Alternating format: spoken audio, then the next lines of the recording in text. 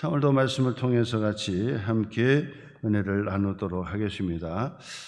계속되는 말씀이 되겠습니다. 17장 말씀부터 우리 19장에 이르기까지 일곱 대접의 심판의 확장적인 내용이다. 그렇게 말씀을 지을 수 있습니다. 17, 18, 19 바로 이 네 장에 걸쳐서 세 장에 걸쳐서 하나님의 심판의 확대적인 것을 우리에게 보여주는 말씀이 되겠습니다.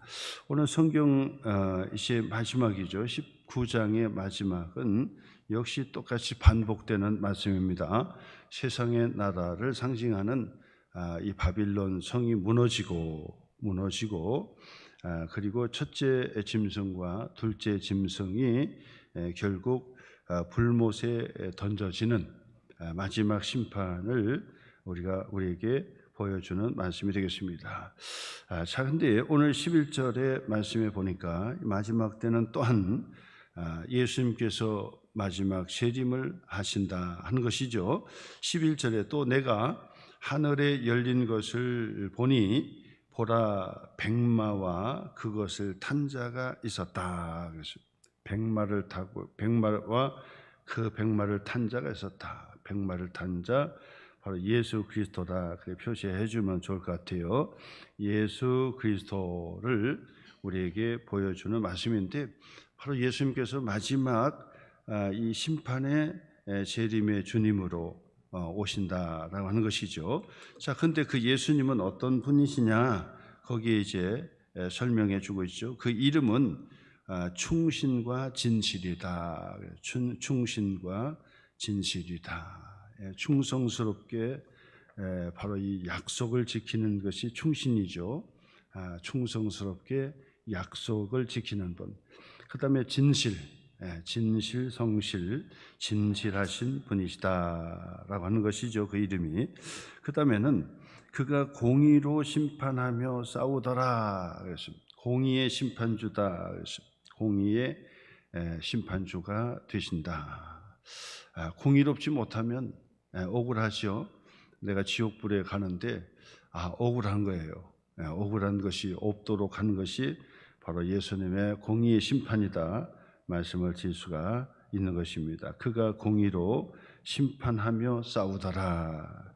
자, 그다음에 12절 말씀 보니까 그분은 그 눈은 불꽃 같고 그랬습니다. 불꽃 같은 눈으로 지키시는 분이시다. 관찰하시는 분이시다. 눈은 불꽃 같다. 불꽃 같은 눈으로 다 살펴보시는 것이죠. 공의의 하나님이시다라고 했으니까 증빙 자료가 다 있겠지요. 증빙 자료가 천국에 이르는 증빙 자료가 있을 거고, 그리고 지옥으로 던지면은 그에 따른 증빙 자료가 다 있을 겁니다. 그래야 공의가 되는 거죠. 만약에 억울하다 그러는데 아무런 증빙 자료가 없다 그러면은 억울한 사람이 납득이 되질 않아요. 그러니까 우리 하나님께서는 불꽃 같은 눈으로 다 관찰하시고 그리고 다 메모해 두고 계신 거죠. 다 메모해 두고 계신다라고 하는 것을 기억하셔야 됩니다. 자, 그래서 실질적으로 회개하며 주님 앞에 나갈 때 간증하는 사람들을 가만히 들어보세요. 그러면 공통된 게 거기에 나와요. 공통된 게 나와요. 하나님의 성령께서 임하시니까 자신의 모든 죄가 필림처럼 돌아가더라. 그렇게 이야기하는 사람을 간증을 들어보셨을 거예요. 그 이야기는 무엇을 얘기하냐면 내가 의식적으로 회개하는 것은 한계가 있어요. 한계가. 내가 뭐 잘못했습니다. 또 무엇을 잘못했습니다. 뭐 이런 부분에 있어서는 이 한계가 있다고 말씀을 드릴 수 있어요. 생각이 날 수 있고 생각이 안 날 수 있고, 그리고 자기는 잘못했다고 생각을 하지 않을 수가 있는 거죠. 내가 뭘 잘못했는데. 그렇게 되니까 바로 이 개인의 그 이 회개는 한계가 되어 있다라고 말씀을 드릴 수 있어요. 그러나 그 한계가 뒤에서도 회개는 회개고 하나님께서 용서해 주시는 거지요. 자, 그런데 성령께서 함께 해 주시는 회개가 있어요. 성령께서 회개하도록 내몰아 주시는 거죠. 그러면 달라요. 그러면 자기 입으로 회개를 하는데 자기는 이상한 거예요. 왜냐하면 제3자 입장에서 자기 자신을 보는 거예요. 근데 막 회개를 하는 거예요.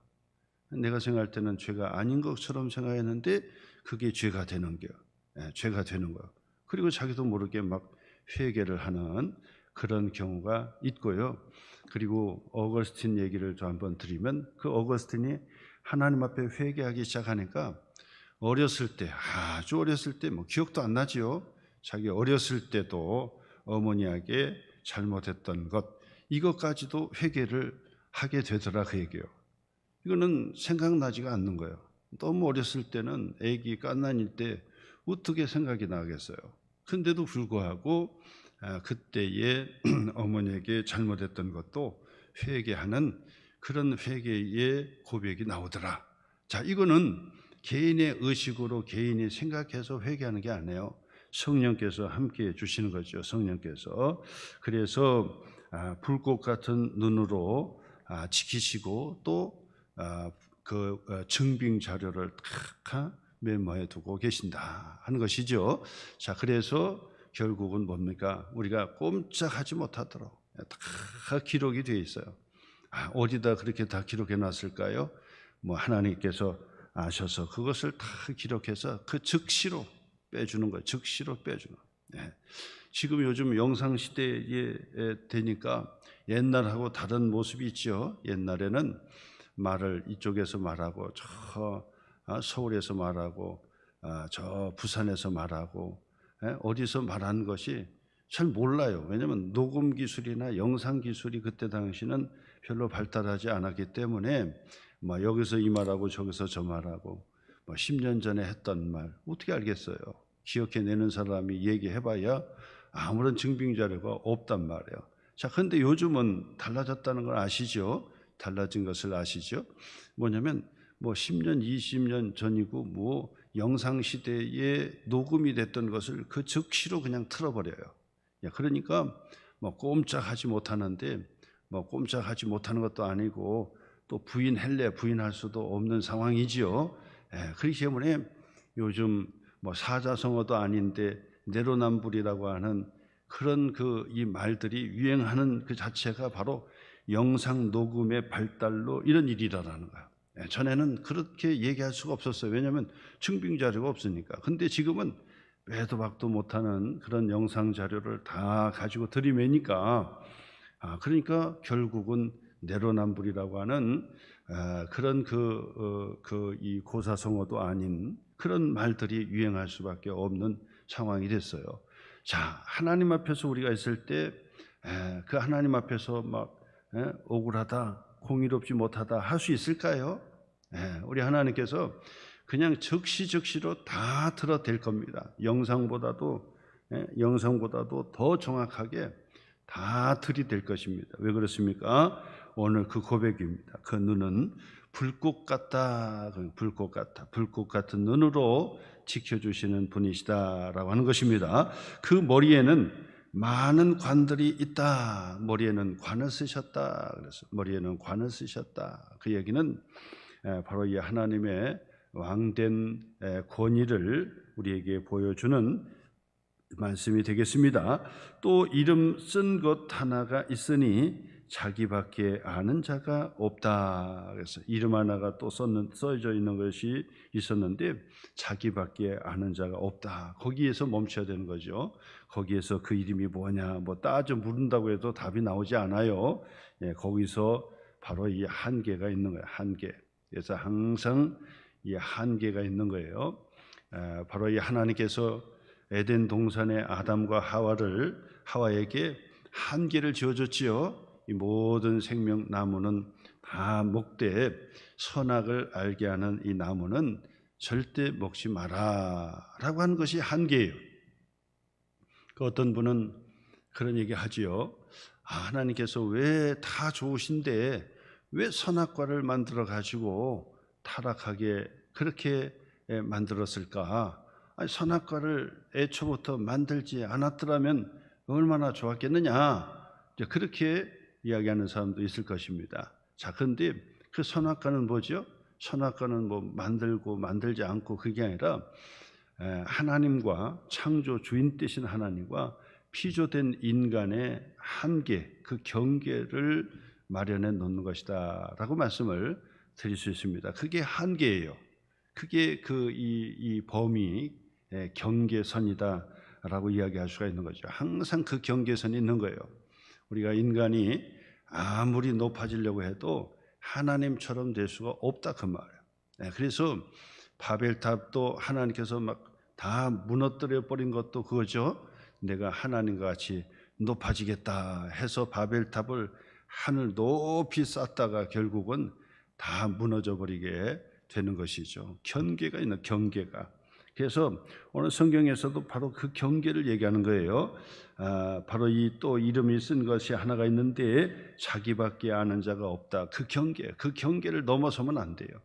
모세와 이스라엘 백성들도 시내 산에서 모세를 만나 주실 때 바로 이 밑에다가 경계를 다 거놨죠. 그 경계를 넘어서면 안 되는 것이다.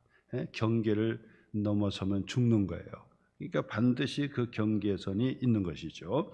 오늘도 예수님이 누구냐? 다 알 수가 없다 그 얘기죠. 다 알 수가 없어요. 어떻게 다 알 수가 있습니까? 다 알 수 있다라고 하는 것은 둘 중에 하나예요. 첫째는 머리가 터져서 죽든지 아니면 가짜든지, 둘 중에 하나죠. 진짜 하나님이면 우리가 다 알 수가 없는 것이죠. 바로 그것이 경계다라고 말씀을 드리죠. 어떤 분들도 그런 얘기하죠. 목사님, 하나님이 계신지를 보여주세요. 그러면 내가 믿겠습니다. 그 얘기는 둘 중에 하나죠. 머리 터져 죽으려고 하든지 아니면 가짜 하나님을 받으려고 하든지, 그죠? 아니, 자기 머릿속에 다 이해가 되면 그건 하나님이 아니지 어떻게 하나님일 수가 있겠습니까? 그리고 진짜 하나님은 머리통이 터져서 죽는 거지요. 그렇지 않습니까? 그렇기 때문에 하나님을 보여달라고 하는 얘기는 자기 모순에 빠지는 거예요. 자기 모순에 빠지면 결국은 믿음으로 결단하는 거예요. 믿음으로 결단하는 것이 중요한 것이지, 납득이 돼가지고 이해가 돼가지고 내가 하나님 믿겠다라고 하는 것은 바로 이 경계를 모르는 거죠. 하나님의 무한하신 하나님을 알지를 못하는 거예요. 무식한 거지요. 사실 설득 말로 무식한 거죠. 어떻게 무한하신 하나님을 유한한 존재인 인간이 어떻게 이해하고 담을 수가 있겠느냐 그 얘기죠. 그러니까 오늘 성경에서도 자기밖에 아는 자가 없다, 이것이 있어야지요. 그러니까 하나님이시죠. 하나님 되신 분이시다라고 하는 것이고요. 13절 보니까 또 그가 피 뿌린 옷을 입었는데, 이해하시겠죠? 피 뿌린 옷을 입었다. 그러면 벌써 예수님께서 십자가에 피 흘려 죽으셨다라고 하시는 것을 우리가 알 수가 있다라고 하는 것이죠. 그리고 그 이름은 하나님의 말씀이라 칭하더라. 그의 이름은 하나님의 말씀이라. 그 자체가 하나님의 말씀이죠. 그래서 요한복음에서는 말씀이 육신이 되셨다. 말씀이 육신이 되셔 오셨다 그런다. 예수님께서 인간의 몸으로 오셨지만은 그분은 로고스, 말씀이셨다. 말씀 자체이셨다. 그렇게 이제 말씀하는 거 보게 돼요. 그러니까 그 이름은 하나님의 말씀이라 칭하더라 했는데, 그 다음에 14절 말씀부터 보니까 하늘에 있는 군대들이, 이제 하늘에 있는 군사, 천군 천사들이요. 하늘에 있는 천군 천사들이 희고 깨끗한 세마포 옷을 입고 백마를 타고, 백마를 똑같이 백마를 타고 누구를 따라요? 백마 탄 자 예수 그리스도를 따르더라. 그가 친히 싸우신 거죠. 영적인 싸움, 마지막 그분이 이제 바로 이 첫째 짐승과 둘째 짐승을 저 이 지옥으로 바로 넘기시는 거예요. 그것을 이야기하는 것입니다. 그래서 군대들이 희고 깨끗한 세마포 옷을 입고 백마를 타고 그를 따르더라. 그래서 그의 입에서 예리한 검이 나오니 그것으로 만국을 치겠고 친히 그들을 철장으로 다스리며 또 친히 하나님 그 전능하신 이의 맹렬한 진노의 포도주 틀을 밟겠고, 포도주 틀을 밟는다, 그런 의미는 뭐냐면 하나님의 마지막 심판을 얘기하는 것이고, 그리고 이 포도주의 색깔은 붉잖아요. 붉으니까 이 죽음을 상징하는 것이다 말씀을 우리가 상상해 볼 수 있을 것입니다. 16절 중요합니다. 16절 표시해 보세요. 그 옷과 그 다리에 이름을 쓴 것이 있으니 만왕의 왕이요 만주의 주라 하였더라. 만왕의 왕이 되시고 만주의 주인이 되신다. 당시 로마 제국 시대지요. 도미티안 황제가 이 칙령을 내리는 거죠. 갑자기 칙령을 내렸던 거예요. 왜냐하면 뭐 이제 세상 제국을 딱 통치하고 보니까 하늘 높은 줄 모르고, 그렇죠? 바로 그런 그 칙령을 내는 거예요. 뭐냐면 이제 로마의 황제는 주다, 하나님이다, 그런 얘기죠. 로마의 가이사, 로마의 황제는 바로 주다. 황제 숭배 사상을 칙령을 내리는 거예요. 하나님으로 고백하라, 그 얘기예요. 누가요? 로마의 황제가, 가이사가 바로 하나님이다, 신이다, 이렇게 고백하라는 거예요. 이게 거기서부터 황제 숭배 사상이 나온 거지요. 그래 되니까 그 앞에서도 절대 권력을 가지고 막 벌벌 떨지 않습니까? 세상이 권력을 딱 가지고 그 돈을 가지고 딱 있으면 그 이 통치를 하는 거죠. 그래서 유명한 저 모태똥 같은 경우는 권력은 총구에서 나온다, 그래 얘기했다고요. 권력이 어디서 나온다고요? 총구에서 나온다. 총 다 들이미면 전부 다 엎드리는 거죠. 살려고 전부 다 엎드리니까 그냥 주여 하나님이라고 다 고백을 하고 쩔쩔매는 거죠. 총구에서 나온다 그랬는데, 요즘 21세기는 권력이 총구에서도 나오지만은 어디에서도 나옵니까? 바로 그 돈에서 나온다. 그래서 권력은 총구에서도 나오고 어디에서 나와요? 돈에서 나오는 거예요. 돈. 돈으로 탁 다스리면은 꼼짝달싹하지 못하지요. 미국이 사실 무기를 가지고도 다스리지만은 경제 제재, 그렇죠? 경제 제재, 요즘 한참 막 그 이슈가 되는 그런 관세를 딱딱 그냥 매겨버리잖아요. 이것이 바로 이 권력인 거죠. 엄청난 권력인 거죠. 그러니까 막 꼼짝하지 못하도록 그냥 딱 하죠. 완전히 깡패보다도 더 심한 그런 그 모습처럼 막 보여지잖아요. 그냥 자기 멋대로 그 앞에서 그냥 탁탁 때리잖아요. 그런 것을 볼 때 바로 이 돈과 바로 이 총구 권력이라고 하는 그 무서운 그 신이 존재한다 하는 것이죠. 자, 그러니까 이 도미티안 그 황제가 내가 이제 하나님이다, 신이다, 그렇게 고백하면 살려주겠다, 그리고 너희들의 종교도 인정해 주겠다 그런다고요. 그러니까 다른 종교들은 다신교고 범신교고 그러다 보니까 너도 신이고 나도 신이고 너의 신도 인정하고 나의 신도 인정하고 종교다원주의죠. 다 그것은 아무런 하자가 없어요. 왜냐하면 불교를 데리고 로마 황제가 신이다라고 하는 것을 고백하라면 안 하겠습니까? 다 하죠. 어디는 안 하게 다 하죠. 근데 기독교인만은 절대 이것을 용납할 수가 없어요.